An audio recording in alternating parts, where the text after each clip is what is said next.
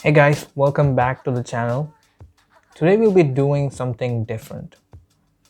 This is going to be the introductory episode to a new series on the channel, and it's going to be about creating a ray tracer from scratch in C++ and Unreal Engine. So we won't be actually creating it from scratch, but it will have so much finite control, very minute control over the ray tracer itself. So this project actually stems from my previous project building a ray tracer purely in C++, following Peter Shirley's implementation and Peter Shirley's book Raytracing in One Weekend. The reason I switched to Unreal Engine was because my initial goal was to use a ray tracer to do something else, and I couldn't really find Unreal Engine's ray tracer or Unity's ray tracer to give you that open source access.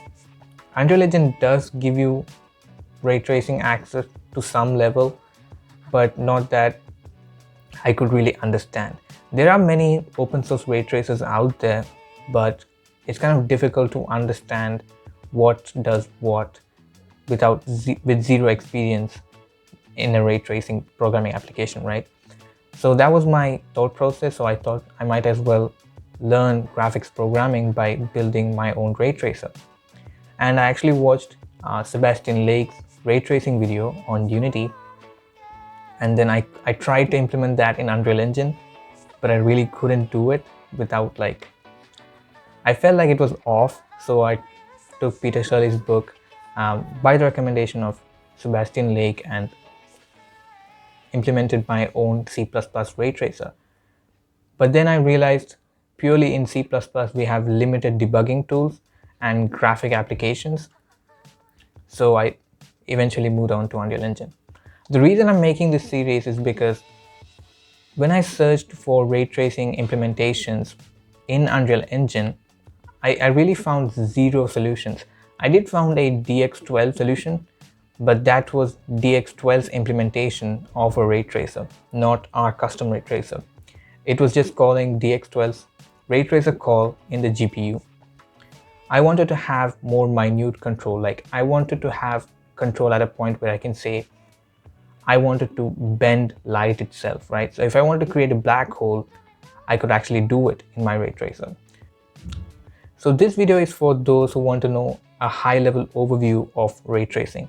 So by the end of the series, you'll have a good understanding of how ray tracing works, and we'll be implementing this on the CPU rather than the GPU.